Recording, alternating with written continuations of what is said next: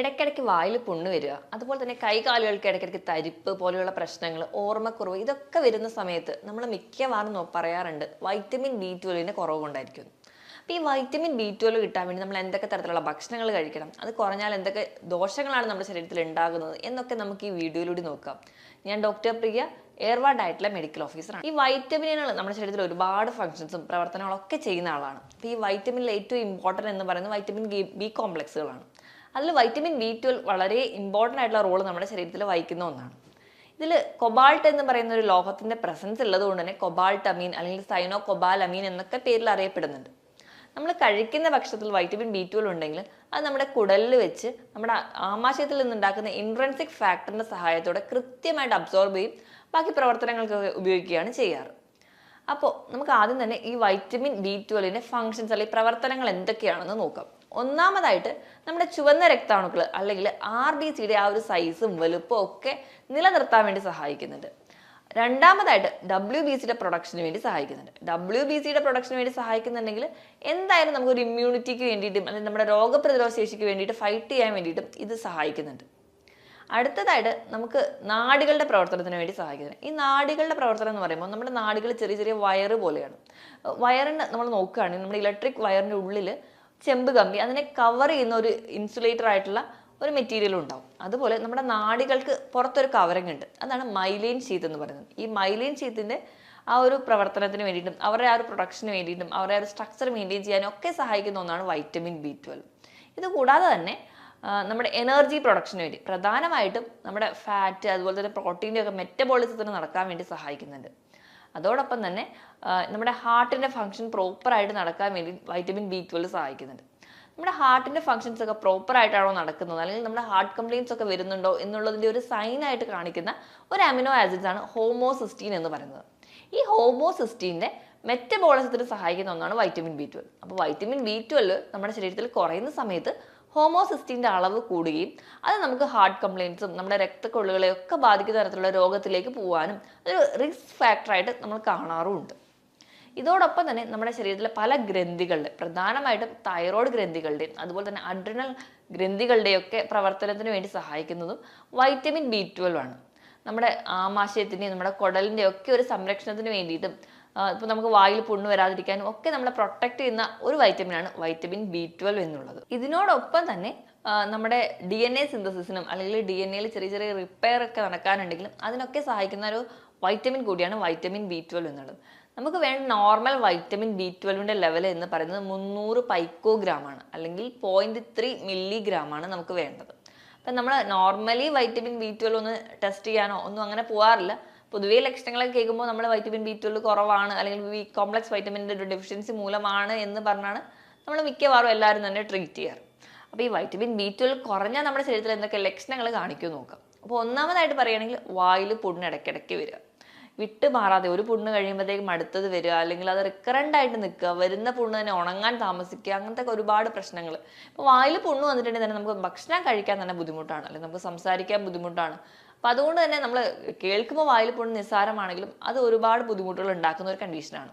അപ്പോൾ ഈ വായിൽ പുണ്ണിനോടൊപ്പം തന്നെ നമ്മുടെ നാവ് നല്ല രീതിയിൽ ചുമന്ന് തിളക്കമായിട്ട് നിൽക്കുന്ന ഒരു കണ്ടീഷൻ നമ്മൾ ഗ്ലോസൈറ്റിസ് എന്ന് പറയും. അപ്പോൾ ഇതൊരു വൈറ്റമിൻ B12 കുറഞ്ഞുള്ള ആൾക്കാർ ഒരു റെഡ് ഫ്ലാഗ് സൈനായിട്ട് തന്നെ നമുക്ക് ഗ്ലോസൈറ്റിസിനെ പറയാൻ പറ്റും. ഇനി അടുത്തതായിട്ട് നമുക്ക് ഏറ്റവും കൂടുതലായിട്ട് കാണുന്ന ഒന്നാണ് അനീമിയ എന്നുള്ളത്. അപ്പോൾ വൈറ്റമിൻ B12 ഞാൻ തുടക്കത്തിലേ പറഞ്ഞിട്ടുണ്ടായിരുന്നു നമ്മുടെ ചുവന്ന രക്താണുക്കളുടെ ആ ഒരു ഷേപ്പ് മെയിൻറ്റെയിൻ ചെയ്യാനൊക്കെ സഹായിക്കുന്നുണ്ട്. ചുവന്ന രക്താണുക്കളുടെ ആ ഒരു ഷേപ്പ് നഷ്ടപ്പെടുകയും അത് ഭയങ്കര എൻലാർജ് സൈസിലോട്ട് പോകുമ്പോൾ നമ്മളതിനെ മെഗാലോബ്ലാസ്റ്റിക് അനീമിയ എന്നാണ് പറയുക. അപ്പോൾ വൈറ്റമിൻ B12 ഡെഫിഷ്യൻസി മൂലം ഉണ്ടാകുന്ന ഒരു കണ്ടീഷനാണ് മെഗാലോബ്ലാസ്റ്റിക് അനീമിയ. അത് നമ്മൾ പറയുകയാണെങ്കിൽ അതിൽ ഒരുപാട് ഫാക്ടേഴ്സ് വരുന്നുണ്ട്. അപ്പോൾ ഈ മെഗാലോബ്ലാസ്റ്റിക് അനീമിയയിൽ തന്നെ ഏറ്റവും സ്പെസിഫിക് ആയിട്ട് പെർനീഷ്യസ് അനീമിയ എന്ന് പറയുന്ന ഒരു കണ്ടീഷന് കാരണവും ഈ വൈറ്റമിൻ B12 ഡെഫിഷ്യൻസിയാണ്. നമ്മുടെ ശരീരത്തിൽ ഇൻട്രൻസിക് ഫാക്ടർ എന്ന് പറയുന്ന ഒരു കണ്ടന്റ് നമ്മുടെ ആമാശയത്തിൽ ഉണ്ടാകുന്നതാണ് നമ്മുടെ വൈറ്റമിൻ B12 അബ്സോർപ്ഷന് സഹായിക്കുന്നത്. അപ്പോൾ ഇൻട്രൻസിക് ഫാക്ടർ കുറയുമ്പോൾ വൈറ്റമിൻ B12 കുറയുന്നു. അതുമൂലം ഉണ്ടാകുന്ന അനീമിയകളെ നമ്മൾ സ്പെസിഫിക് ആയിട്ട് പറയുന്നതാണ് പെർനീഷ്യസ് അനീമിയ. അപ്പം അങ്ങനെയും ഒരു കാരണം ഉണ്ടാവുന്നുണ്ട്. ഇനി അടുത്തതായിട്ട് ഞാൻ പറഞ്ഞതുപോലെ നാഡികളുടെ പ്രവർത്തനത്തിന് വളരെ ഇമ്പോർട്ടൻ്റ് ആണ്. ഈ നാഡികളുടെ പ്രവർത്തനം മൂലമാണ് നമ്മുടെ ബ്രെയിനിൻ്റെ പവർ നടക്കുന്നത്, നമ്മൾ നടക്കുന്നത്, നമ്മൾ ചിന്തിക്കുന്നത്, എല്ലാ ഫങ്ഷൻസും കൺട്രോൾ ചെയ്യുന്നത് നാഡികളാണ്. അപ്പോൾ ഈ നാഡികൾ മൊത്തത്തിലൊരു ഡാമേജ് ആവുകയാണെങ്കിൽ ഒന്നാമതായിട്ട് നമുക്ക് നമ്മുടെ കോൺസെൻട്രേഷൻ നഷ്ടപ്പെടുന്നു, നമുക്ക് ഒരു കാര്യത്തിലും അറ്റൻഷൻ ഉണ്ടാവുന്നില്ല, ഓർമ്മക്കുറവ് ഉണ്ടാവുന്നു. നമ്മുടെ ഒരു ഓൾഡ് ഏജ് എത്തുന്നതിന് മുൻപ് തന്നെ നമുക്ക് പല കാര്യങ്ങളും മറന്നു പോകാം. ഒരു സാധനം വെച്ചാൽ അത് എവിടെയാണെന്ന് മറന്നു പോവുക. പല കാര്യങ്ങളും ഇപ്പോൾ പഠിക്കുന്ന കുട്ടികളുടെ കേസിലൊക്കെ വൈറ്റമിൻ B12 കുറയുന്ന സമയത്ത് പഠിക്കുന്ന കാര്യങ്ങൾ പോലും അവർക്ക് പേപ്പറിൽ കറക്റ്റായിട്ട് എഴുതാൻ പറ്റാതെ വരിക, അല്ലെങ്കിൽ ക്ലാസ്സിലെ കുറച്ചുകൂടെ ബാക്കായി പോവുക, ഇങ്ങനത്തെ പ്രശ്നങ്ങളൊക്കെ കാണിക്കാറുണ്ട്. ഇനി അടുത്തായിട്ട് പറയുന്നത് ബ്രെയിൻ ഫാഗ്, അല്ലെങ്കിൽ തലയ്ക്കൊരു കനം, ഒരു മന്ദതയായിരിക്കും നമുക്ക് തോന്നുക. ഇനി നടക്കാൻ പോകുമ്പോൾ വേച്ച് പോവുക, അല്ലെങ്കിൽ നടക്കാൻ ബുദ്ധിമുട്ട് തോന്നുക, ഇതും നമുക്കൊരു സ്പൈനൽ കോഡിൻ്റെയോ അല്ലെങ്കിൽ സുഷുമ്ന നാഡിനെയൊക്കെ ബാധിക്കുന്ന സമയത്ത് ഉണ്ടാവുന്ന ലക്ഷണങ്ങളാണ്. ഇനി ഇതോടൊപ്പം തന്നെ കൈകാലുകൾക്കുള്ള തരിപ്പ്, പെരുപ്പ്, ഇവിടെയും നാഡികളെ ബാധിക്കുന്നത് മൂലം ഉണ്ടാവുന്നതാണ്. ഇങ്ങനെ ന്യൂറോപ്പതിയുടെ പല പല വിഭാഗങ്ങളിലായിട്ട് നമുക്ക് കാണിക്കാൻ പറ്റും. ഏതൊരു ഏരിയയിൽ മൈലിൻ ഷീത്തിനെയാണോ ബാധിച്ചത് അതിനെ ഡിപ്പെൻഡ് ചെയ്ത് നമുക്ക് സിംറ്റംസ് മാറിക്കൊണ്ടേയിരിക്കും. ഇപ്പം സ്പൈനൽ കോഡിലാണെങ്കിൽ നമുക്ക് നടക്കാൻ കട്ടിലേന്നൊക്കെ എണീക്കുന്ന ആ ഒരു സമയത്ത് പെട്ടെന്ന് വേച്ച് പോവുക, അല്ലെങ്കിൽ നടക്കാൻ പോകുന്ന സമയത്ത് പെട്ടെന്ന് ബാലൻസ് തെറ്റി പോവുക, ഇങ്ങനത്തെ ലക്ഷണങ്ങളായിട്ടായിരിക്കും പ്രസന്റ് ചെയ്യുക. അപ്പം ഈ പറഞ്ഞ കാര്യങ്ങളൊക്കെ നമുക്ക് വൈറ്റമിൻ B12 കുറയുമ്പോൾ ഉണ്ടാവുന്നതാണ്. ഇനി ഇത് കൂടാതെ തന്നെ നമ്മുടെ ഹാർട്ടിന്റെ ഫംഗ്ഷൻസിന് ഇമ്പോർട്ടൻ്റ് ആണെന്ന് പറഞ്ഞു. അപ്പോൾ വൈറ്റമിൻ B12 കുറയുന്ന സമയത്ത് നമ്മുടെ ശരീരത്തിൽ അമിനോ ആസിഡ്സ് ആയിട്ടുള്ള ഹോമിസിസ്റ്റീൻ എന്ന് പറയുന്ന ഒരു കണ്ടന്റ്, മെത്തിയോണിൻ എന്ന് പറയുന്ന ഒരു അമിനോ ആസിഡ് ഡൈജസ്റ്റ് ചെയ്തുണ്ടാവുന്ന ഒരു കണ്ടന്റ് ആണ്. അപ്പോൾ നോർമലി അതിൻ്റെ ലെവൽ നമ്മുടെ കുറവായിരിക്കും നമ്മുടെ ശരീരത്തിൽ. വൈറ്റമിൻ B12 കുറയുന്ന സമയത്ത് ഇതിൻ്റെ ലെവൽ അങ്ങ് കൂടാൻ തുടങ്ങും.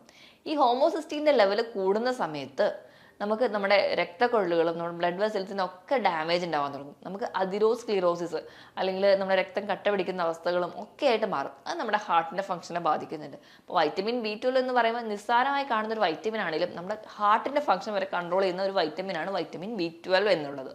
ഈ പറഞ്ഞ ലക്ഷണത്തോടൊപ്പം തന്നെ ഈ പെരിഫറൽ ന്യൂറോപ്പതിയോട് കൂടെ തന്നെ ഒപ്റ്റിക് ന്യൂറോപ്പതി, നമ്മുടെ കണ്ണിൻ്റെ കാഴ്ച മങ്ങുക, അല്ലെങ്കിൽ നമുക്ക് ഇപ്പോൾ അനീമിയ, നേരത്തെ പറഞ്ഞ പോലെ മെഗാലോബ്ലാസ്റ്റിക് അനീമിയ അല്ലെങ്കിൽ പെർനീഷ്യസ് അനീമിയ ഒക്കെ പ്രസന്റ് ചെയ്യുന്നുണ്ട്. അനീമിയയുടെ ലക്ഷണങ്ങളായിട്ടുള്ള ഭയങ്കരമായുള്ള ക്ഷീണം, തലയ്ക്കൊരു കനം പോലെ, തലവേദന, ചെവിയിലൊരു മൂളൽ, മരവിപ്പ് പോലെയുള്ള ലക്ഷണങ്ങൾ കാണിക്കാറുണ്ട്. ഭയങ്കരമായ വിളർച്ചയുടെ ലക്ഷണങ്ങൾ നമ്മളിൽ കാണാറുണ്ട്. WBCയുടെ പ്രൊഡക്ഷന് കുറയുന്നതിൻ്റെ ഭാഗമായിട്ട് രോഗപ്രതിരോധ ശേഷി വളരെയധികം കുറയുന്നതായിട്ട് കാണാം. ഇടയ്ക്കിടയ്ക്ക് ഇൻഫെക്ഷൻസ് വരിക, കുഞ്ഞുങ്ങളിലൊക്കെ ആണെങ്കിൽ പ്രത്യേകിച്ച് ഇടയ്ക്കിടയ്ക്ക് റിക്കറൻ്റ് ആയിട്ട് ഇൻഫെക്ഷൻസ് വരുന്നതും ഒക്കെ നമുക്ക് വൈറ്റമിൻ B12 കുറയുമ്പോൾ കാണാറുണ്ട്. ഈ പറഞ്ഞ ഒരു ബുദ്ധിമുട്ടോടൊപ്പം തന്നെ ചെറുപ്പക്കാരിൽ പെട്ടെന്ന് തന്നെ പക്ഷാഘാതം പോലെയുള്ള പ്രശ്നങ്ങളും ഒക്കെ വൈറ്റമിൻ B12 കുറയുമ്പോഴാണ് കൂടുതലായിട്ട് വരുന്നതായിട്ട് കാണുന്നത്. മറ്റ് വൈറ്റമിൻസ് ഒക്കെ നമ്മുടെ ശരീരത്തിൽ കുറഞ്ഞാലും നമുക്കൊരു ഉന്മേഷക്കുറവും അല്ലെങ്കിൽ ഒരു ഉത്സാഹക്കുറവും ജോലി ചെയ്യാനുള്ളൊരു ക്ഷീണവും ഒക്കെ നമുക്ക് തോന്നാറുണ്ട്. അതുപോലെ വൈറ്റമിൻ B12 കുറഞ്ഞാലും ഈ കോമൺ ആയിട്ടുള്ള ലക്ഷണങ്ങൾ കാണിക്കാറുണ്ട്. തൈറോയ്ഡ് ഗ്രന്ഥിയുടെയും അതുപോലെ തന്നെ അഡ്രിനൽ ഹോർമോൺസിൻ്റെയും ഒക്കെ ആ ഒരു വേരിയേഷൻസ് കാണിക്കുന്നത് കൊണ്ട് തന്നെ നമുക്ക് anxiety, depressions, mood disorder, irritability പോലെയുള്ള മാനസിക പ്രശ്നങ്ങളും വൈറ്റമിൻ B12 കുറഞ്ഞാലും ഉണ്ടാവും. അപ്പോൾ ഒരു ആൾക്ക് നമ്മുടെ അടുത്ത് വരുന്ന അല്ലെങ്കിൽ നമ്മുടെ ചുറ്റുപാടിലും ഏതെങ്കിലും ഒരാൾക്ക് ന്യൂറോപ്പതിയുടെ സിംറ്റംസ് ഉണ്ട്, അതുപോലെ തന്നെ നമുക്ക് ഇങ്ങനെ ഡിപ്രഷൻ പോലെയുള്ള മൂഡ് സ്വിങ്സുകൾ കാണിക്കാറുണ്ട്. ഇതിനോടൊപ്പം തന്നെ നമുക്ക് അനീമിയ അല്ലെങ്കിൽ ഒരു ഉന്മേഷക്കുറവ്, ഒരു ഉത്സാഹക്കുറവ്, ഭയങ്കര ക്ഷീണം, പേശികൾക്ക് വേദന, ഈ പറയുന്ന പ്രശ്നങ്ങളും നമുക്ക് നടക്കാൻ പോകുമ്പോൾ വേച്ച് പോകുന്ന പ്രശ്നങ്ങളും ഒക്കെ കാണിക്കുന്നതെങ്കിൽ മിക്കവാറും അവർക്കൊരു വൈറ്റമിൻ B12 ഡെഫിഷ്യൻസി ആയിരിക്കും. ഇതോടൊപ്പം തന്നെ നമ്മുടെ ആമാശയത്തിനെയും കുടലിനെയും ഒക്കെ ബാധിക്കുന്ന രീതിയിലും അതോടൊപ്പം തന്നെ വായിൽ പുണ്ണ് വരിക, ഈ പറയുന്ന ലക്ഷണങ്ങളും കൂടെ കാണിക്കാറുണ്ട്.